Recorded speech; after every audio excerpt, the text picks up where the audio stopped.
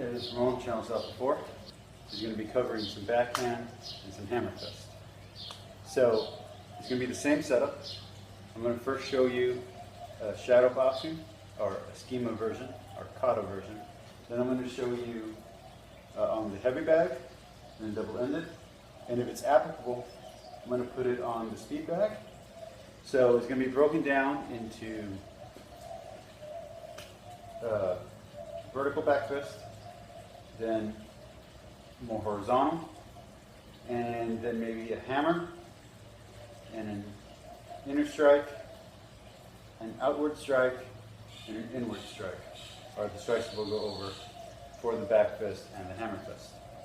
After that, our next set of sessions will be on the forearm, then the elbow. So that's my game plan for the next few videos and for the next set of series, next 2 or 3 series. So, first, I'm going to wrap up. When we get to the elbows, I won't be using elbow pads, but they do exist. And some soft ones will work just fine. So, how you guys been?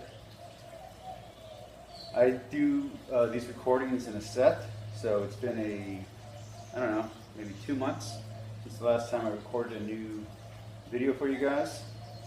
I'm not sure how that affects my analytics, but I don't really have a lot of views anyway. Alright, so again we start up with the wrapping. I have a weightlifting client who's going to be going to a competition soon. That's going to be interesting. And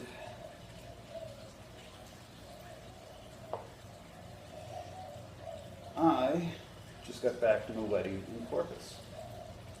So that's fun. I'm sure you guys really care about that. And I got some new gloves that I'm going to break in during this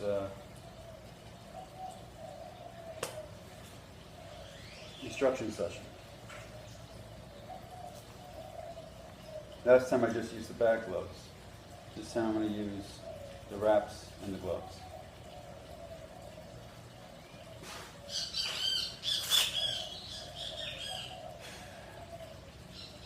So, as you can tell, I've been doing some boxing instruction, some pancration instruction, pancration, some karate and some taekwondo into the stuff that I've been teaching you guys. The reason for this variation isn't just because of Marimoto's Musashi that you want as many tools as possible. It's also because my interests have changed over the years, and for a while I was interested in different martial arts. I've even been doing a lot of Tai Chi lately, which I've recorded a few different versions of, but I haven't done a session yet that I feel is worthy of being put on the internet to live forever, or for as long as YouTube exists, I guess. And I've also, for the last few years, have been getting more and more into capoeira. I really like capoeira. It's not really useful as a fighting style, but as an exercise style and as a skill set, it's more than interesting and more than useful.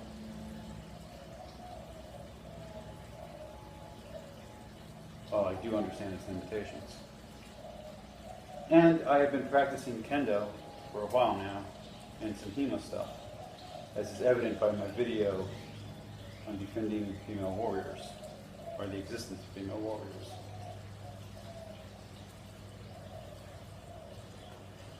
I think as a fighter, especially when you get into your 30s and 40s, where you're no longer using your fight skills against opponents as likely, you want to vary and accentuate your knowledge of fighting. It's the only way to really keep active in the sport once you're no longer an active fighter. So, peace, like, subscribe. Same warning applies. If you're using this for sport, feel free to use this anytime. Use this for self-defense, only use this for self-defense. If you're just following along, don't use this on anybody. I just forgot. My brand new gloves. Got some Everlast. think I said this before. I like Everlast, I like Champion, and I like Harbinger as a brand for my weightlifting, for my fighting, just in general. I know some people have a problem with Harbinger. I've never had a problem with it, and it's always served me well.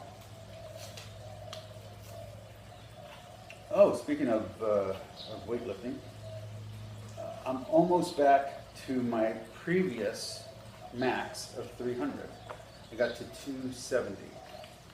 And I'm trying to do a more rounded training this time around, where I keep my legs, my arms, and my chest and my back at the same strength level. So I'm trying to lift roughly the same. So if one muscle's lagging behind, I'm just staying at that weight until everything balances out. Anyway, how'd I look? See you in the first video of this new series on backhand and hammer strikes.